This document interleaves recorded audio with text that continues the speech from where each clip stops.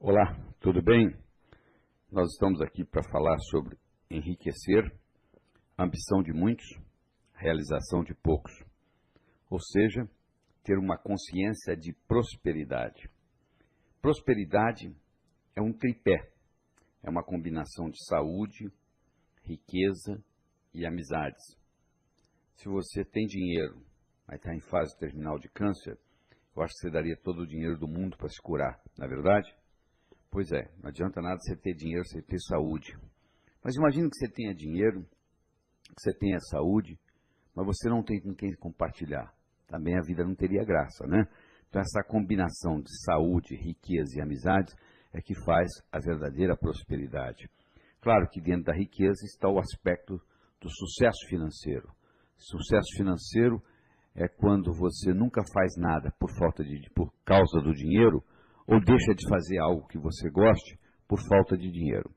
Se você está fazendo coisas na sua vida que você não gostaria de fazer por causa do dinheiro, ou deixando de fazer coisas que você gostaria de fazer por falta de dinheiro, você ainda não atingiu esse nível do sucesso financeiro, da independência financeira. Nós temos 4 níveis financeiros. O nível 1 é o nível da sobrevivência. A própria palavra já diz, você está sobrevivendo, você está ganhando hoje o que você gastou ontem, ou seja, você está gastando mais do que você está ganhando. O nível 2 financeiro é o que eu chamo trocando 6 por meia dúzia, ou seja, você está gastando aquilo que você está ganhando, não sobra nada. O nível 3 é o debaixo do colchão. Você consegue ganhar mais do que gasta, só que você não sabe como fazer essa sobra render para você. Você coloca ela, entre aspas, debaixo do colchão. E, finalmente, você adquire a independência financeira, que, infelizmente, somente 5% da população no mundo tem essa independência financeira. Então, o que nós vamos discutir aqui é como você adquirir a consciência da prosperidade para você fazer o dinheiro trabalhar para você, em vez de você trabalhar por dinheiro. A consciência da prosperidade permite você viver nesse universo sem esforço, com ou sem dinheiro. É mais fácil você fazê-lo com dinheiro do que você fazê-lo sem dinheiro. Mas existem pessoas que vivem nesse mundo de uma forma muito boa, sem necessariamente terem dinheiro. Mas não é esse o caminho que nós estamos escolhendo aqui. Nós estamos escolhendo o caminho da prosperidade, onde você aprenda a gerar riquezas. E para você aprender a gerar riquezas, você tem que, antes de mais nada, entender a roda da abundância. A prosperidade na sua vida é diretamente proporcional à velocidade com que a roda da abundância gira na sua vida. E você deve estar perguntando, por que a roda da abundância não gira numa velocidade maior na minha vida? Ela talvez não gire por bloqueios emocionais, que é uma das razões. Você pensar que dinheiro é sujo, que gente rica não entra no céu, que é mais fácil um camelo passar pelo fundo de uma agulha do que um homem rico entrar no céu, ou por ignorância às leis da riqueza, ganhar, gastar, economizar e investir, que são leis universais que funcionam em qualquer lugar, que deveriam ser ensinadas já no jardim da infância, mas que a maioria nasce, vive e morre e não aprende com elas. E a matemática financeira, tão importante se aprender a mexer com os números. Existe uma doença disseminada no mundo chamada logicofobia, que é adquirida, eu acredito, no jardim da infância, onde a pessoa não gosta de lidar com o número. Se você tem dificuldade de lidar com um número, dificilmente você vai ser um milionário, porque milionário requer o conhecimento de números. Então, o que nós vamos fazer aqui é mostrar para você, primeiro, como é que você pode remover esses bloqueios emocionais. Imagine a seguinte situação. Você tem 6 anos de idade, você está jantando com seus pais, seus irmãos, o seu pai provavelmente sentado na cabeceira da mesa, dizendo o seguinte: eu prefiro ser pobre e honesto do que rico e desonesto. É preferível ser pobre e honesto do que rico e desonesto.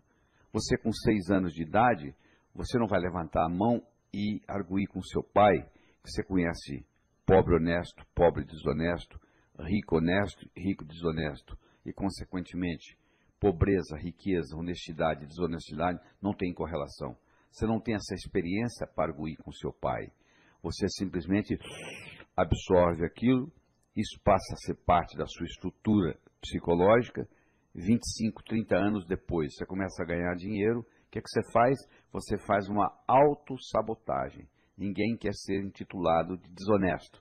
Então, se você se acha desonesto porque você está ganhando dinheiro, você arruma um jeito de perder esse dinheiro para você continuar honesto. Tem gente que carrega isso a vida inteira. Então, as nossas crenças têm como finalidade única se perpetuarem. Uma crença, uma vez estabelecida, tem como função única e exclusiva se perpetuar. E ela se perpetua reforçando a crença. Você vai produzir aquilo que você acredita, e isso reforça a sua crença. Então tem gente que faz isso a vida inteira. Então você tem que entender essa roda da abundância. Você tem que entender que ela pode ser travada, como se fosse um freio de mão, pelos seus bloqueios emocionais. Eu quero falar de mais um. Por exemplo, você está com 6 anos de idade, você não sabe onde você está indo, mas você sabe que é um lugar importante, porque é colocar a melhor roupa que você tem, e você chega lá e tem alguém falando assim: é mais fácil um camelo passar pelo fundo de uma agulha do que um homem rico entrar no céu. Terminou lá o sermão, o seu pai e sua mãe levam você ao zoológico, você vê aquele animal enorme, e você pergunta para eles o que é aquilo, e eles dizem: aquilo ali é um camelo. Você chega em casa, você abre a gaveta de costura da sua mãe, você pega uma agulha, você olha na agulha e você diz: eu quero ser pobre. Só que você esqueceu que você falou isso. Do mesmo modo que quem estava pregando esqueceu de lhe ensinar que há muitos e muitos anos atrás tinha as muralhas de Jerusalém, que continuam os resquícios lá até hoje, tinha os grandes portões que eram fechados às 6 horas da tarde, eram fechados às 6 horas da tarde, que todo camelo, toda caravana de camelo que chegasse depois das 6 não podiam passar pelos portões. O único jeito de entrar na cidade de Jerusalém era através do fundo de agulha, que era uma portinhola feita para camelo passar, só que um camelo, para passar pelo fundo de agulha, ele tem que passar de joelhos e descarregado. Passar de joelhos não é muito difícil para um camelo, e sem carga. E a simbologia aí é que para entrar no reino dos céus, você tem que entrar humildemente e sem a sua carga material. Caixão não tem gaveta, mortalha não tem bolso. Tudo que você, entre aspas, tem, na realidade você não tem. Você está tomando conta, porque se você morre, tudo isso fica aí. Você vai levar apenas a sua experiência de vida. Então, isso é verdade, que para entrar no reino dos céus, você vai entrar sem os bens materiais. Mas não é verdade que se você tiver bens materiais, você não entra no reino dos céus. Eu acho que é até o contrário. Se você souber trabalhar bem com esse instrumento chamado dinheiro, isso facilita até a sua espiritualidade. Uma corda é uma corda. Você pode usá-la para enforcar alguém ou para salvar alguém do abismo. Intrinsecamente, a corda não é boa nem ruim. Uma faca é uma faca. Você pode usá-la para passar manteiga no pão ou para matar alguém. Intrinsecamente, a faca não é boa nem ruim. O dinheiro é um instrumento que, quando bem usado, é um caminho para a espiritualidade. Então você tem que entender isso. Você tem que entender que não tem nada errado em você ganhar dinheiro. Agora, você tem que entender que também você não vai levar nada daqui. Você tem que fazer o dinheiro funcionar para você e para os outros. Então vamos entender melhor a anatomia e a fisiologia dessa roda da abundância. A roda da abundância tem 2 partes: o doar e o receber. Você não consegue rodar uma roda com a metade. Tem que ter as 2. Tem gente que tem problema em doar, são muito egoístas. Tem gente que tem problema em receber, são muito soberbas. Tem gente que tanto tem problema em doar quanto em receber. Uma pequena minoria não tem problema nem em doar nem em receber. Você tem que começar a analisar no seu caso, se você tem dificuldade para doar, se você tem dificuldade para receber, ou às vezes até tem dificuldade nas 2 partes, doar e receber. Você tem que fazer a sua autoanálise e chegar a essa conclusão. Se você quiser aumentar a sua prosperidade e fazer a roda da abundância rodar com mais velocidade, girar com mais velocidade na sua vida, você tem que aprender a trabalhar com doar e receber. Essa analogia que eu faço para você é o jardineiro que chega para podar as plantas no jardim para fazê-las crescer, Olha que interessante. Quando você está podando, você está fazendo crescer. Então, quando você está doando, você está como se estivesse podando a árvore do dinheiro. Esse podar, entre aspas, da árvore do dinheiro, pode ser um doar na forma de generosidade ou pode ser um doar na forma de caridade. Quando você doa para alguém que necessita, você está sendo caridoso. Quando você doa para alguém que não necessita, você está sendo generoso. Se você dá um presente para um amigo seu no aniversário dele, e ele muito bem poderia comprar esse presente, que tem dinheiro para isso, você não está sendo caridoso para com seu amigo no aniversário. Você está sendo generoso. A recomendação é que você pratique as duas coisas. Você tem que praticar caridade e você tem que praticar generosidade. Se você praticar só caridade, você está enviando a seguinte mensagem para o seu inconsciente: no mundo só ganha quem precisa, portanto eu vou ficar necessitado para ganhar.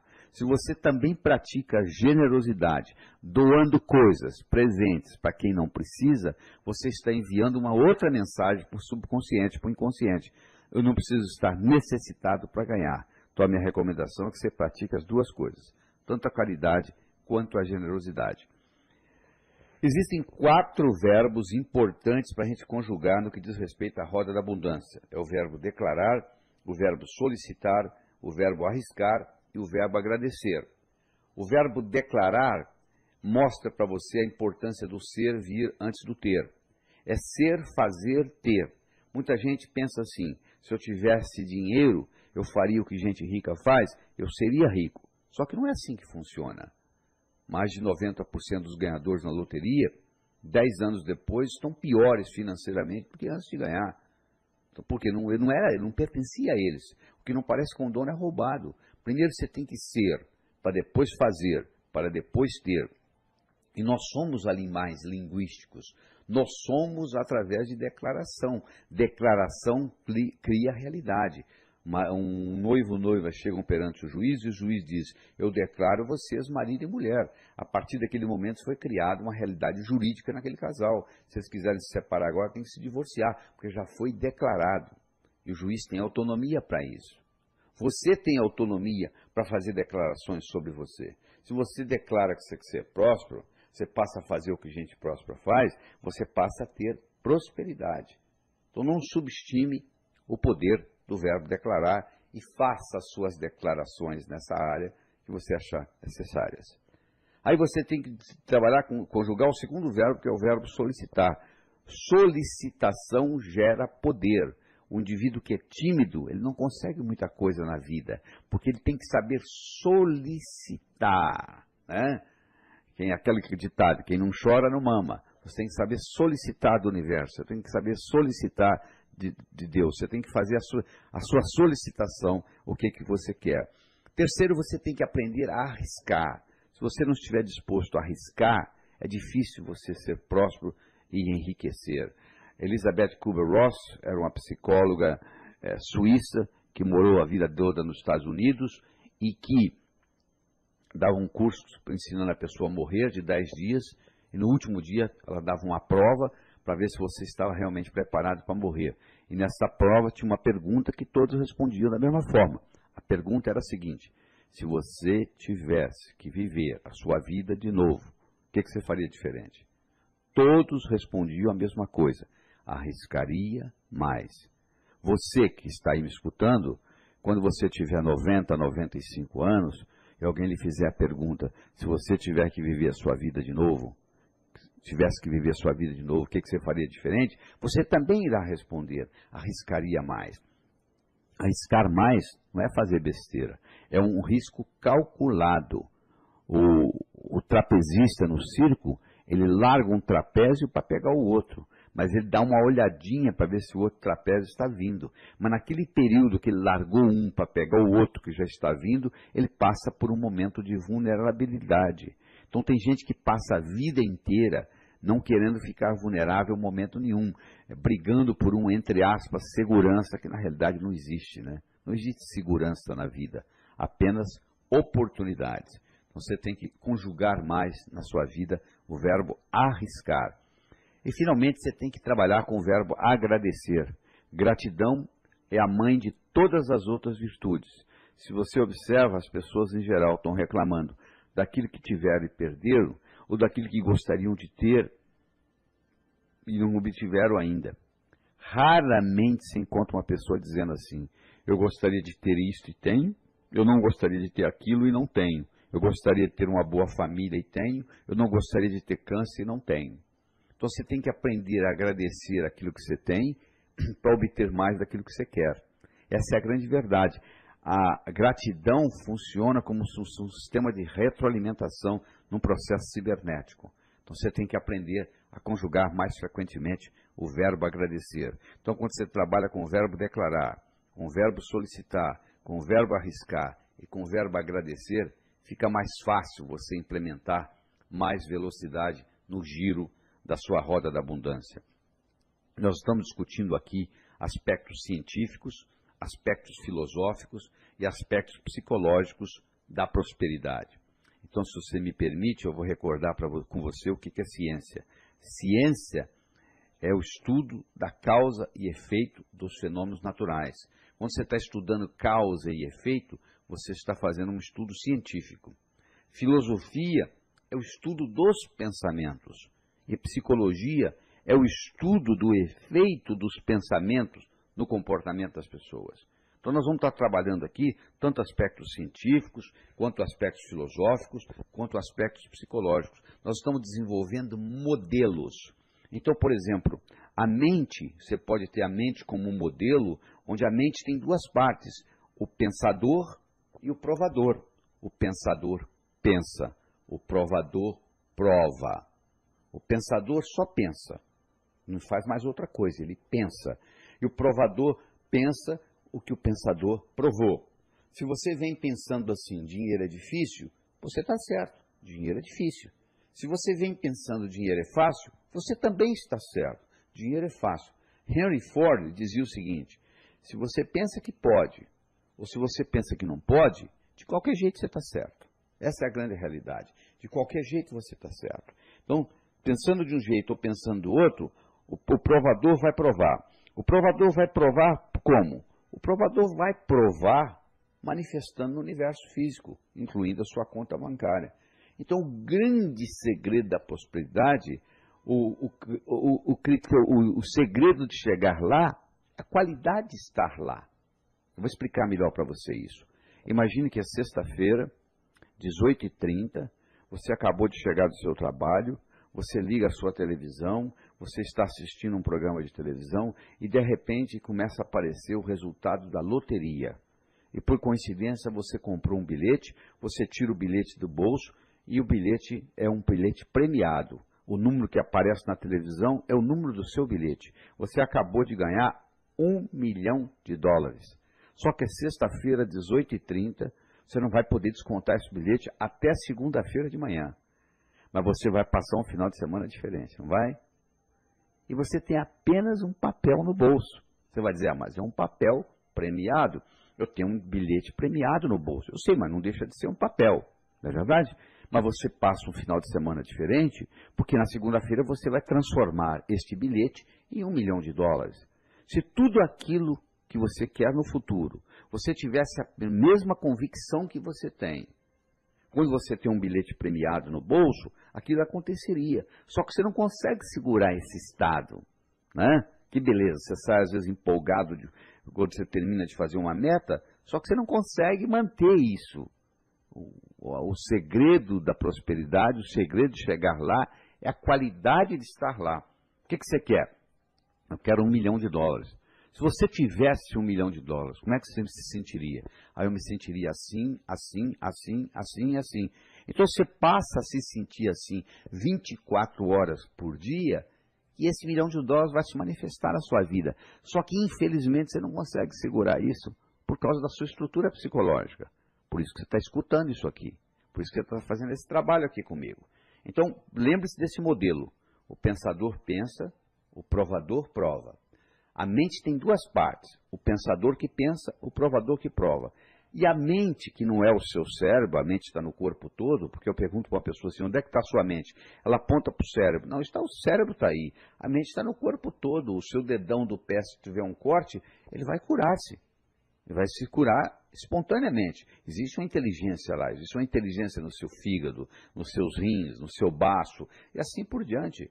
Então é a corporeidade da mente. Esta mente está em conexão com a inteligência divina.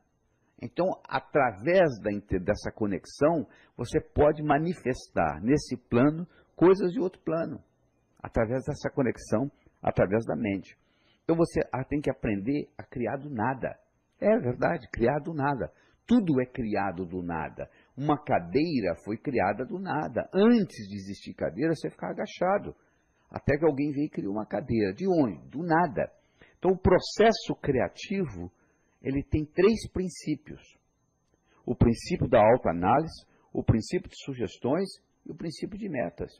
O princípio da autoanálise é o seguinte: o que eu venho pensando que fez a minha vida do jeito que ela é hoje? Faça uma autoanálise do que você vem pensando até hoje sobre dinheiro. E você vai olhar na sua conta bancária e você vai ter a resposta. Aquilo que você vem pensando está manifestado lá. O dia que você mudar a qualidade do pensamento, você muda a quantidade de dinheiro que está lá. Segundo, as sugestões.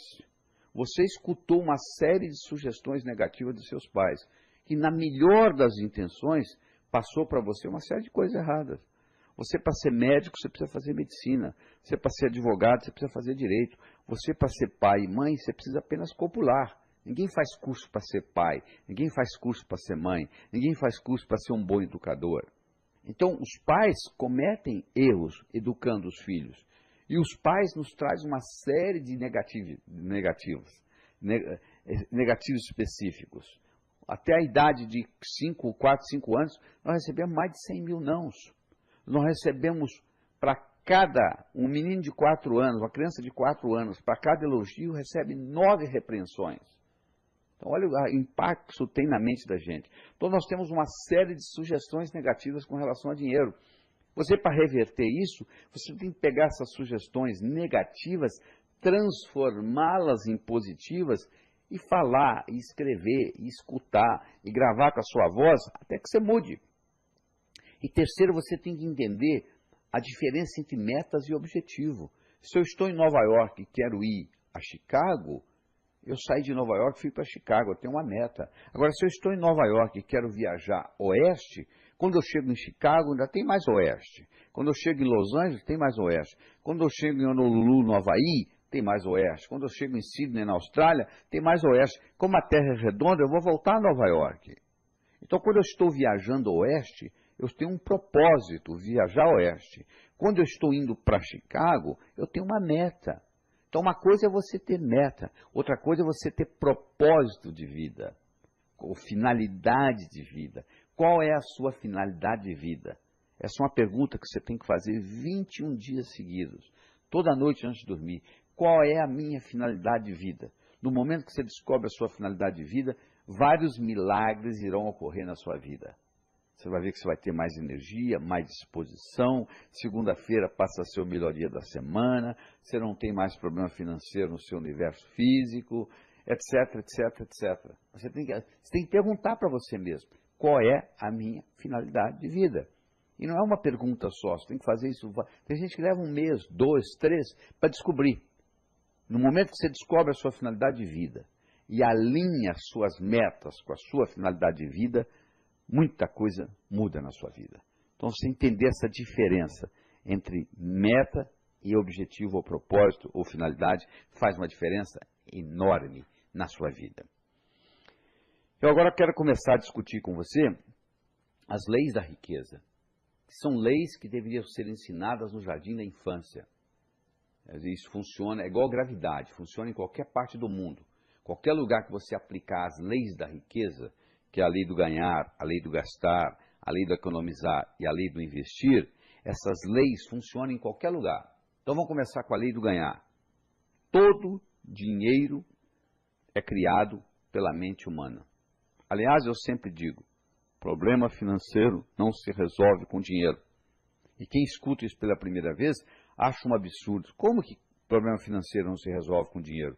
Não, não se resolve com dinheiro. Problema financeiro se resolve com imaginação. Você está devendo o seu aluguel, você pega o dinheiro emprestado com o seu cunhado, você não faz mais nada. Mês que vem, olha aí, ó, já venceu de novo e o seu cunhado já está querendo receber. A sua empresa não está indo bem. Você vai ao banco e pega dinheiro emprestado e não faz mais nada. No mês seguinte, olha lá, ela continua não indo bem, você agora deve o capital e os juros. O Brasil vai lá e pega dinheiro emprestado com FMI e não faz mais nada. Olha que interessante. Cada vez que o Brasil pega dinheiro emprestado com FMI, nós nos tornamos mais súditos do imperialismo. É uma neocolonização. Não são barcos atracando em nossas praias. É uma neocolonização econômica. Problema financeiro se resolve com imaginação. Tudo que existe no universo físico, pode olhar aí, onde você está escutando esse material, olha aí, escolha o que você quiser. Esse objeto que você escolheu, primeiro passou pela mente de alguém. Primeiro passa pela mente da pessoa, para depois chegar no universo físico. O processo criativo ele é duplo. Ele primeiro acontece na mente. A riqueza é a mesma coisa. Você acha que você vai andando na rua e um dia a riqueza vai cair na sua cabeça? Não, não é assim que vai funcionar. Você primeiro tem que criar essa riqueza na cabeça. Essa é a lei do ganhar. A segunda lei é a lei do gastar. O valor do dinheiro é determinado pelo comprador e vendedor em cada transação. Isso é importante você entender isso. Você está lendo o jornal domingo de manhã. Está o anúncio lá de um carro que você gostaria de comprar, só que está caro. Vai lá ver, você não sabe. Pode ser que a viúva lhe venda pela metade no preço, porque você vai cuidar do carro tão bem quanto o seu falecido marido. Você não sabe o que vai acontecer. O valor do dinheiro é determinado pelo comprador e vendedor em cada transação. Imagine que você esteja navegando no Rio Negro, o seu barco afunda, você tem uma mochila com $10.000. E os $10.000 estão sequinhos, protegidos dentro da mochila. Você encontra um índio que tem uma canoa e você quer que ele te leve 10 quilômetros rio abaixo. E você dá para ele os $10.000. Ele nunca viu dinheiro, quanto mais dólar. Você acha que ele vai fazer isso? Não. Agora, se você estivesse em Miami e desse $10.000, o cara te levava 100 quilômetros rio acima. O valor do dinheiro é determinado pelo comprador e vendedor em cada transação. E quem enriquece não é quem ganha muito, é quem sabe gastar. Se você ganha R$20.000 por ano e gasta 19, no final do ano sobrou 1. Se você ganha R$100.000 por ano e gasta 110, no final do ano você deve 10. Interessante, a sociedade bate mais palmas para quem ganha 100 e gasta 110 do que para quem ganha 20 e gasta 19. Não é verdade? Só que quem ganhou 20 e gastou 19 terminou com 1. E quem ganhou 100 e gastou 110 terminou devendo 10. Está numa situação muito pior. Então você tem que aprender a gerenciar suas despesas, que nós vamos discutir um pouquinho mais para frente. Terceiro, é a lei do economizar. É você saber economizar. Primeiro criando o conceito que eu chamo de dízimo pessoal. Você tem que pegar 10% que você ganha e guardar para você. Você já observou o que acontece? Chega no final do mês, você paga todo mundo. Você só não paga uma pessoa. Você que ganhou. Interessante, né? Você paga o dentista, a prestação do carro, a universidade. Você só não paga a escola das crianças. Você só não paga uma pessoa. Você que ganhou. Isso tem que ser revertido. Você tem que fazer o dízimo pessoal. Você tem que pegar 10% e guardar. Se você estiver pensando assim, mas eu já ganho tão pouco, bom, se você ganha pouco, 10% não é quase nada. Em outras palavras, você pode viver com 90% que você ganha, porque tem gente que vive com muito menos que você ganha. Então você pode viver com 90%. Quando você começa a economizar esses 10%, ocorre uma mágica na sua vida, porque você está enviando para o subconsciente a seguinte mensagem: eu vivo num universo abundante, tenho o suficiente e sobra. O seu subconsciente começa a viver um ambiente de prosperidade. Isso é muito importante. E se você está pensando assim, mas eu já ganho, eu já guardo 40%. Ótimo, mas separa os 30 dos 10, porque esses 10 vão criar um imã de dinheiro. A palavra dízimo vem de 10. Em todas as religiões do mundo, o dízimo é 10%, porque da Cábala, o 10, o 1 significa criatividade, iniciar, e o 0 significa mais. Então você tem esses 10% que você vai economizar de dízimo pessoal, esse dinheiro você nunca pode usá-lo em nada perecível ou roubável.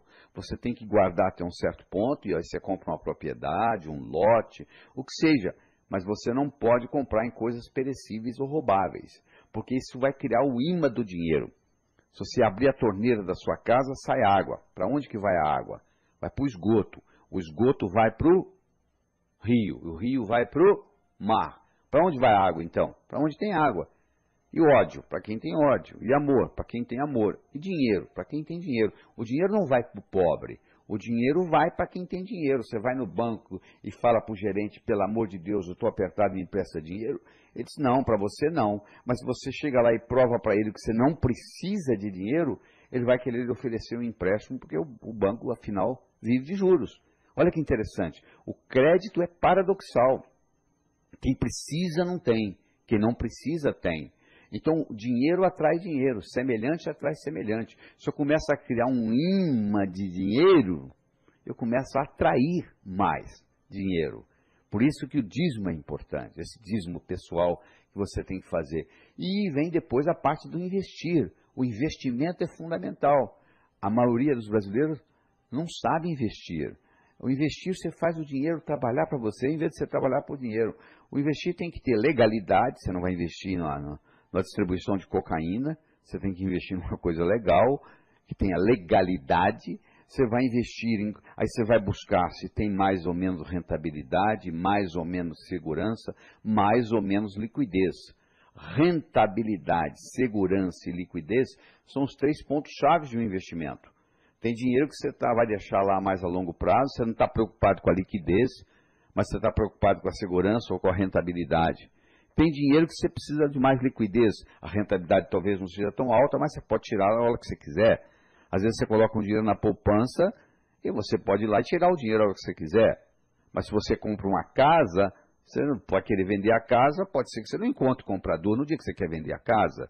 Então já não tem a mesma liquidez de uma caderneta de poupança. Aí você vai ter que decidir aí se é mais ou se é menos. Mas só trabalhar com as leis da riqueza não é o suficiente. O ganhar, o gastar, o economizar, o investir é muito importante. Você tem que estar preocupado com isso.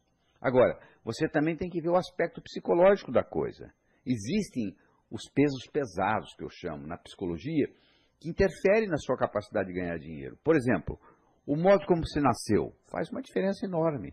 Se você não foi bem-vindo ao mundo, se você vai visitar uma cidade, você tem uma experiência ruim naquela cidade, você não quer voltar naquela cidade, não é verdade? Porque você tem uma experiência ruim. Se você chega aqui e você tem 14 horas de trabalho de parto, já ficou complicada a sua chegada. Então, o modo como você nasceu faz uma diferença enorme. E não adianta você fazer terapia, porque os traumas do nascimento, naquela época você não tinha linguagem. Eles são codificados a nível celular. Você tem que trabalhar com terapias corporais. Nós temos um curso chamado Sintonia, que fazemos no Brasil 5 vezes por ano, vem gente do mundo inteiro. São 39 horas de trabalho, 12 no primeiro dia, 17 no segundo e 10 no terceiro. Fazemos no Hotel Fazenda, é uma sexta, sábado e domingo.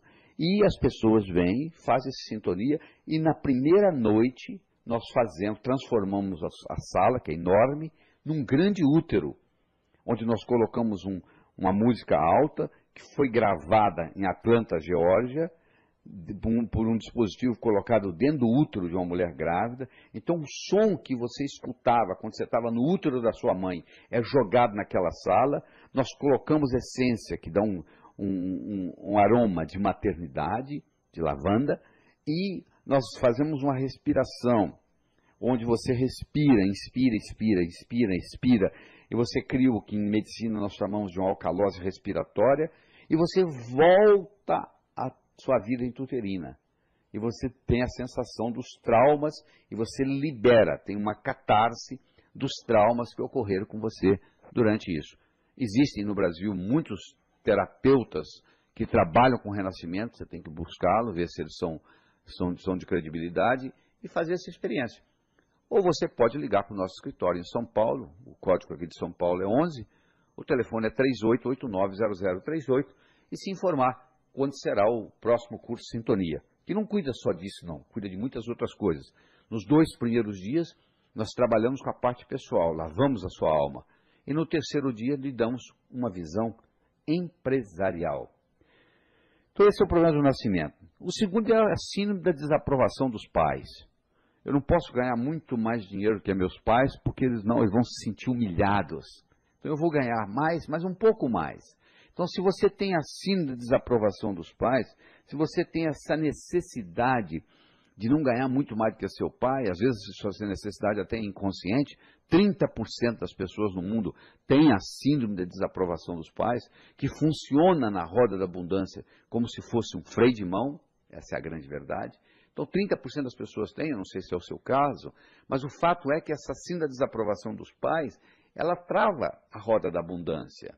E você tem que trabalhar isso psicologicamente primeiro, para depois saber usar inteligentemente as leis da riqueza, o ganhar, o gastar, o economizar e o investir.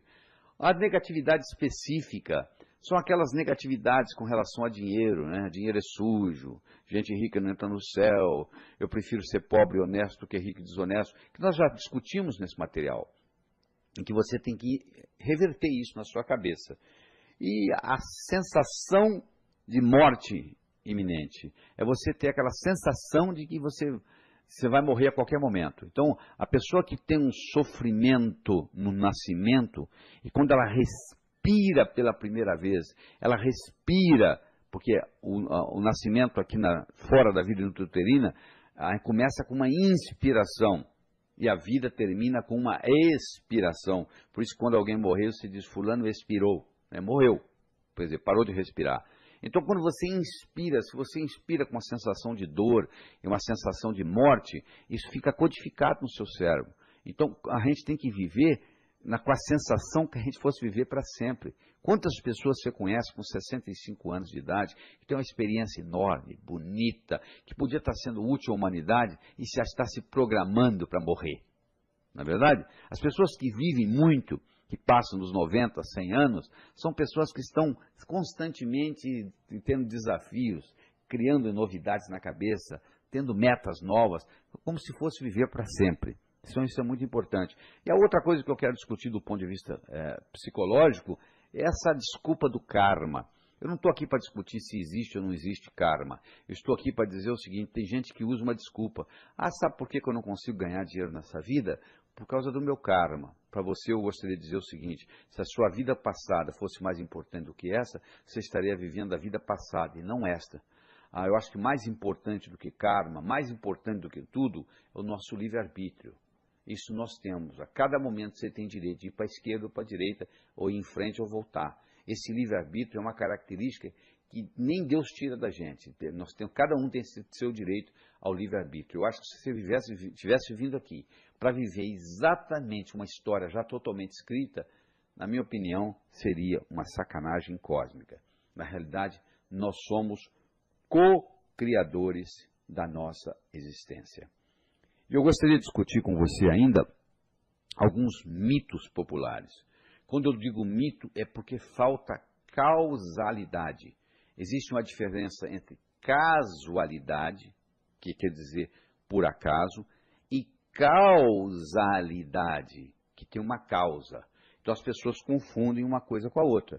Por exemplo, tem pessoa que pensa que para ganhar dinheiro você tem que trabalhar muito, que não é verdade. Você tem que trabalhar inteligentemente. Uma vez em Brooklyn, New York, um indivíduo ficou milionário aos 65 anos de idade. E quem estava entrevistando ele para a televisão perguntou para ele assim, por que o senhor ficou milionário aos 65? Por que não aos 55? Por que não aos 45? E ele respondeu, estava tão ocupado trabalhando que eu não tinha tempo de ganhar dinheiro. Olha que resposta profunda. Às vezes o sujeito está tão obcecado com o que ele está fazendo no dia a dia, que ele não tem tempo de dar um passo para trás e ver a coisa numa perspectiva maior. Não sei se esse é o seu caso, mas às vezes é importante tirar férias. Às vezes você volta das férias renovado e com ideias novas. Então às vezes você está trabalhando muito e não está saindo do lugar. Então você tem que dar uma checada nisso. O outro mito é que eu não posso ganhar dinheiro e me divertir ao mesmo tempo. O sujeito fala assim, durante a semana eu trago o leite das crianças, agora sábado e domingo eu faço o que eu quero. Meu amigo, o que você faz por diversão, alguém faz por profissão. Isso eu posso lhe garantir.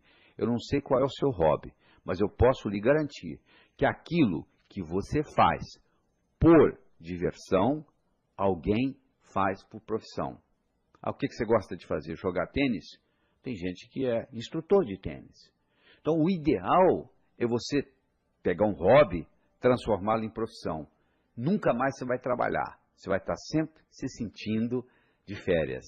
Então, o ideal é você ter uma profissão que você não precisaria receber para estar feliz. E cobrar, e fazer aquilo.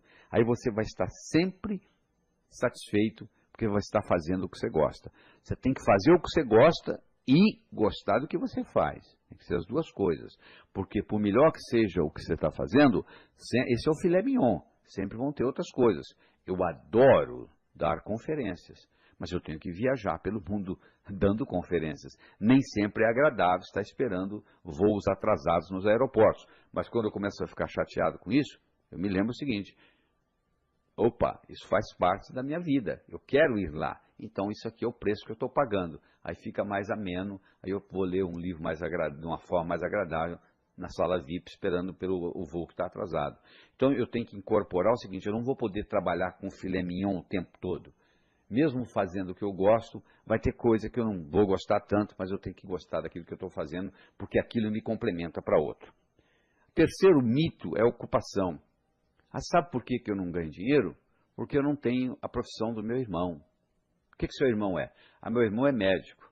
Meu amigo, eu conheço médico pobre, médico rico, advogado pobre, advogado rico, contador pobre, contador rico, artista pobre, artista rico, jornalista pobre, jornalista rico. Você também. Em qualquer profissão, você vai encontrar pessoas pobres e pessoas ricas.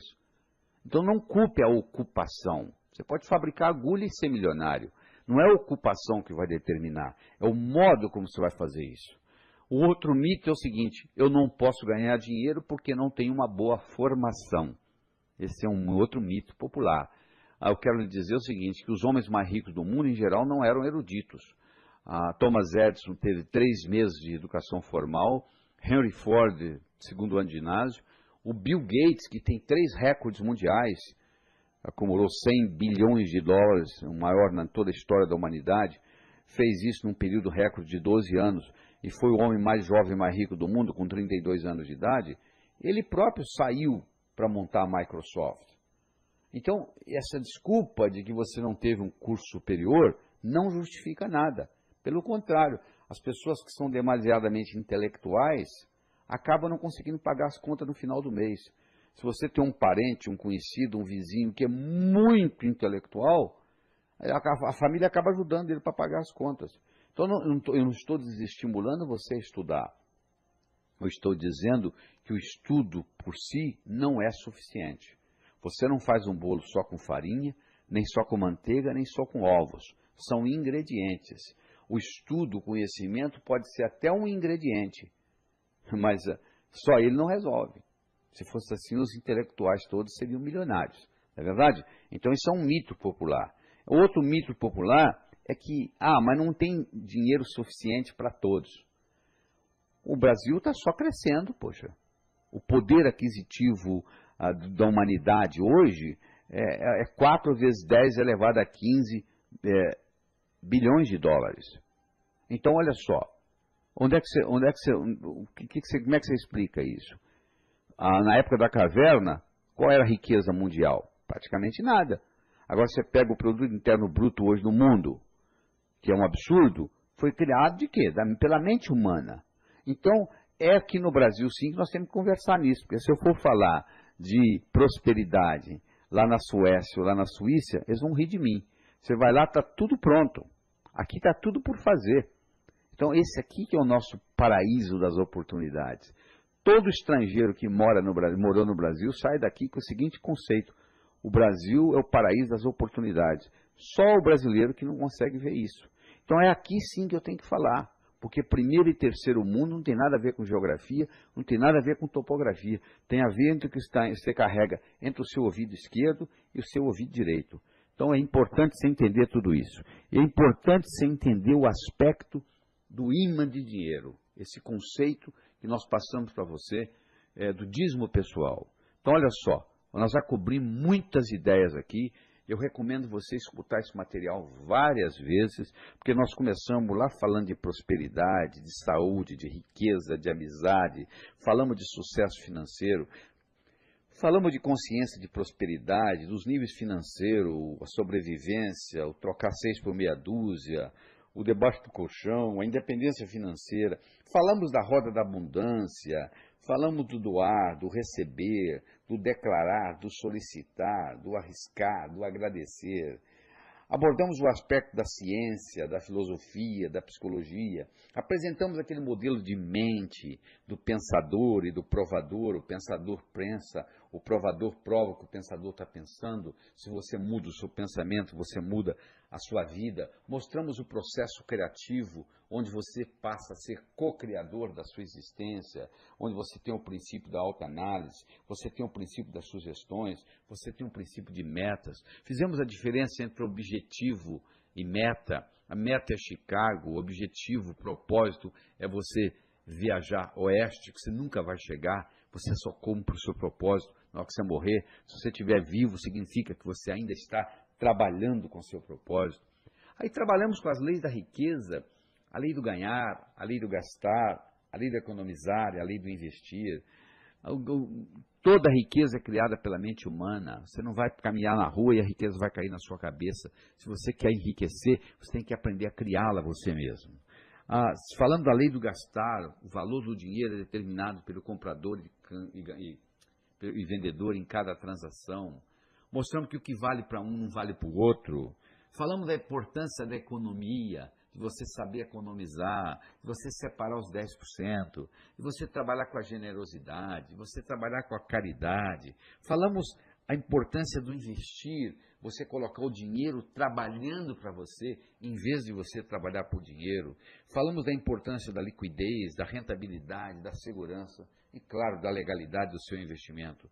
Abordamos os aspectos psicológicos da prosperidade, falamos da importância dos traumas de nascimento que você tem que liberá-los com terapia que chama Rebirthing, criado pelo Leonard Orr, um discípulo de Freud.